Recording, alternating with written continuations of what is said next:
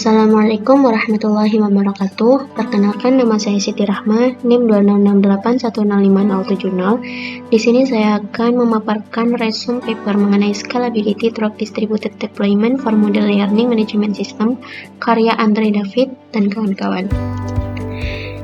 Yang pertama yaitu ada pendahuluan. Moodle adalah platform yang kuat yang dapat digunakan untuk menyesuaikan kebutuhan universitas, guru, dan siswa. Moodle juga dapat digunakan untuk membuat rencana pembelajaran yang disesuaikan untuk siswa, membuat tampilan custom dari aktivitas pembelajaran siswa untuk guru. Berbagai plugin yang dikembangkan untuk Moodle memungkinkan pengambilan keputusan secara statis atau dinamis.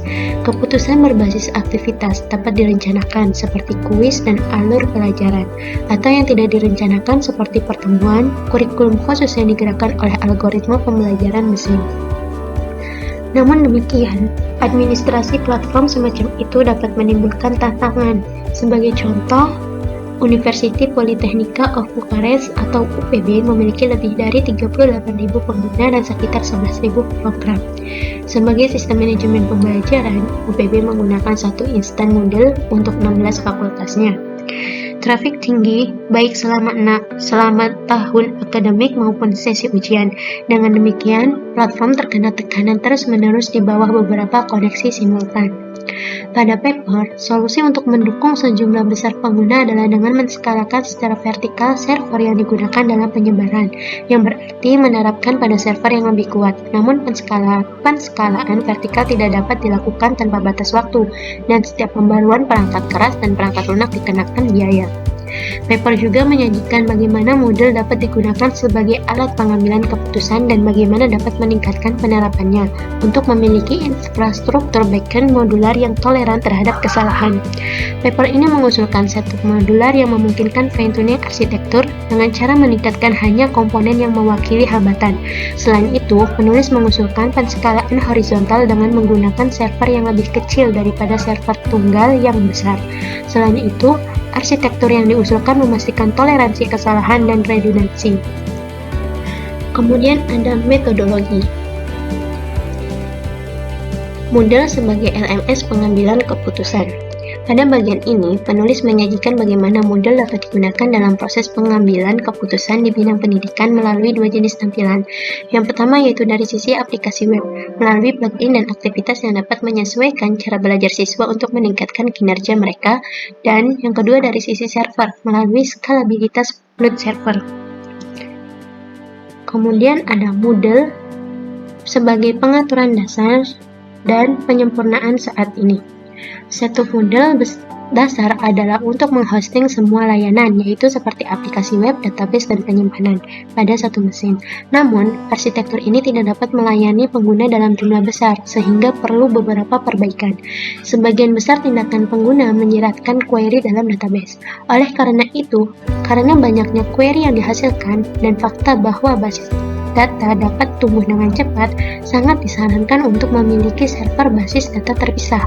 Memiliki server basis data terpisah tidak hanya akan mengurangi beban pada server Moodle, tetapi akan memudahkan administrator sistem untuk mengelola basis data untuk cadangan, replikasi, atau pembaruan. Kemudian ada usulan arsitektur.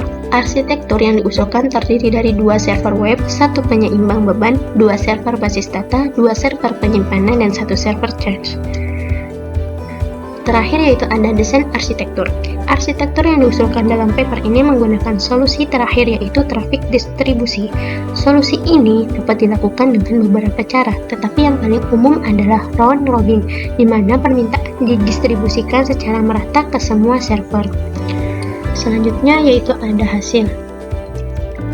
Hasil JMeter memaparkan beberapa metrik kinerja seperti waktu respon untuk permintaan, throughput, latensi untuk berbagai tindakan yaitu seperti melihat kursus, mengirim balasan, masuk, keluar, atau tingkat kesalahan.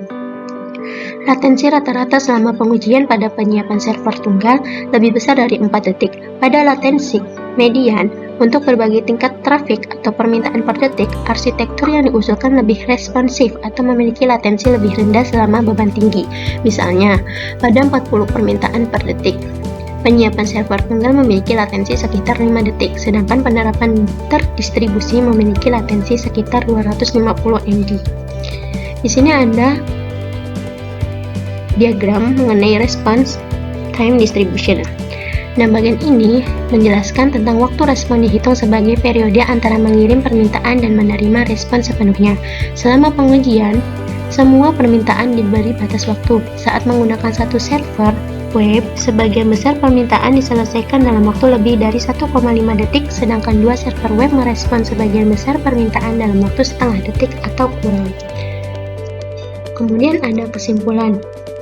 Arsitektur yang diusulkan menerapkan penerapan model terdistribusi untuk mendapatkan layanan yang lebih cepat dengan tingkat kesalahan yang lebih rendah dan latensi yang lebih rendah. Arsitektur yang diusulkan toleran terhadap kesalahan karena redundansi di server web, database, dan penyimpanan. Arsitektur yang diusulkan terbukti mampu menangani sejumlah besar permintaan. Memiliki struktur modular memungkinkan administrator sistem untuk menskalakan penerapan secara horizontal, alih-alih mengelola satu node besar, yang dapat membantu mengurangi biaya. Namun demikian, arsitektur yang diusulkan memiliki satu titik kegagalan, yaitu penyeimbang beban. Karena mewakili satu titik akses layanan, jika penyeimbang beban mati, seluruh klaster tidak akan dapat diakses. Selama itu, penulis ingin menggunakan struktur modular arsitektur dan menerapkan klaster menggunakan kontainer. Orkestrasi wadah dapat menghadirkan fitur-fitur canggih seperti penskalaan otomatis tergantung pada beban atau penerapan ulang otomatis sebuah node jika sedang down. Mungkin cukup itu saja yang dapat saya paparkan mengenai paper ini. Terima kasih. Wassalamualaikum warahmatullahi wabarakatuh.